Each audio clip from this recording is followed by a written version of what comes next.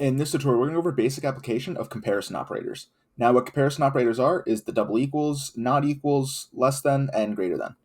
Now, for later usage, we'll have nums and names. We can start off here by doing 10 is less than 7. And you can see we're using the less than comparison operator. You can see here when running this function, this is clearly false, as 10 is greater than 7, not less than.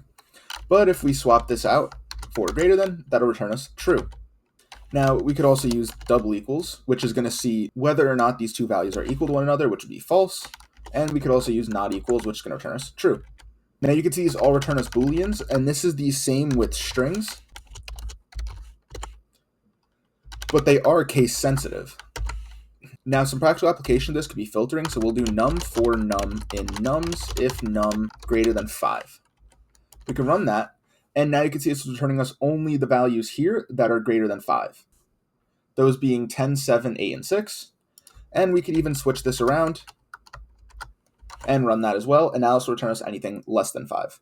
Now, if we want to use it for strings, we could do name for name in names if name greater, quote, ill, and we could run that. And now you can see this is returning us any value less than B in alphabetical order. So Carl, Dave, Elbert, Fred. But if we swap this around, that'll then return us just Abe, as A is greater than B in alphabetical order.